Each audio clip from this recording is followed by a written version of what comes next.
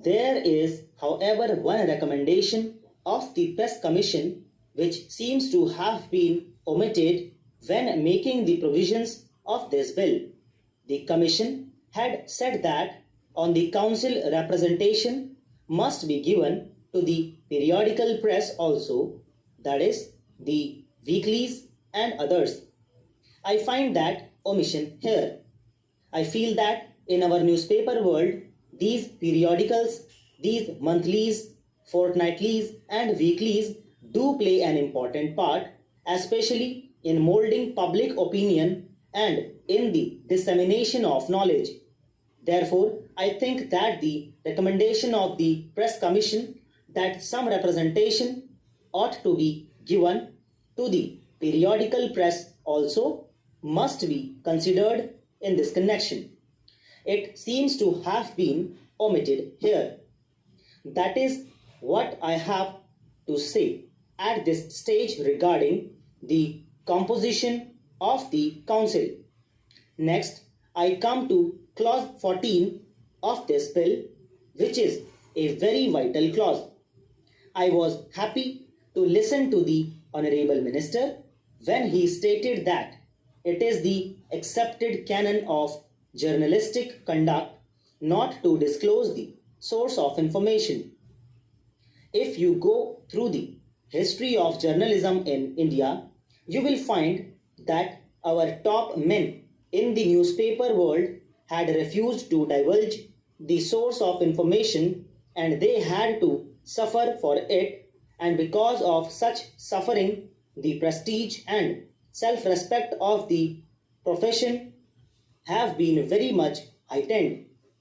No journalist worth his salt would disclose the source of his information, not because he is so anxious to keep his own self-respect, but because he knows that it is vital for the profession as a whole.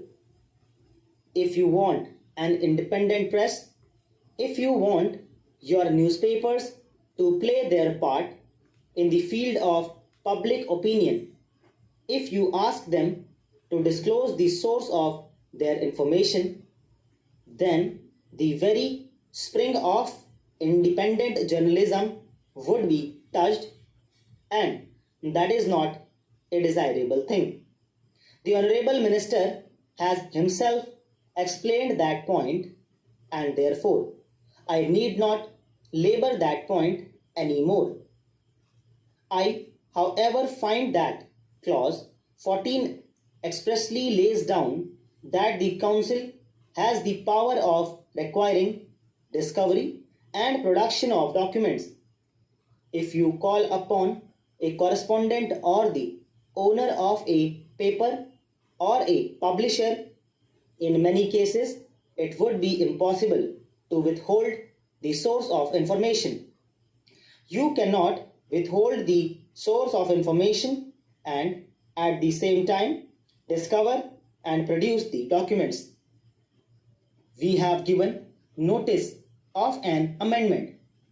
Even if you want to continue the existing provision, you could provide for an exception saying that the journalists must not be required to disclose the source of information.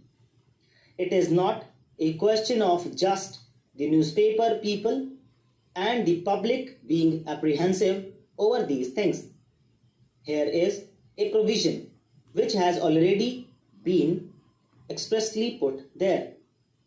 Of course, you can say that eminent journalists will be there on the council and that we can expect the leaders of the newspaper world who can be expected to be elected to this council to pay proper heed to the professional standards, but it will be better if you were to put an express provision in the bill itself. Now, the newspapers reflect political opinion of the country, and there are bound to be sharp differences, and however much we may try, it may not be always possible to keep within the limits By this provision, you are giving them a handle to force an unwitting journalist or somebody holding a different view to disclose the source of information that is not called for. Coming to the other general powers of the Press Council, it is true, as mentioned by the Honorable Minister himself, that the powers granted to this body are far more and go far beyond the powers granted to the British Press Council in the particular statute. I quite follow that. The penal provisions therein have not been called to use. As the minister himself made it clear, it is just a sanction. The body to be created will enable the profession and the industry to regulate themselves. It is some sort of a voluntary thing which is there. A sanction will have its own fate, but then there is this power to summon witnesses and, as I have already mentioned, requiring them to produce documents and other things. When you give all these powers, at least some of us feel that in the present setup in the country, these powers are a little excessive. They are not called for in the present conditions existing in our newspaper world. Some of these powers have not been found necessary to be given to the British Press Council even, and yet we are investing our Press Council with such powers.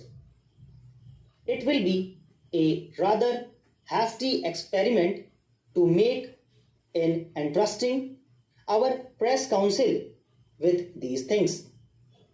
The question of censure is there. After all, we want our journalists and our newspapermen to voluntarily enforce a conduct and try to improve their standards of journalism, which will always be in their own interest. दोस्तों इसी के साथ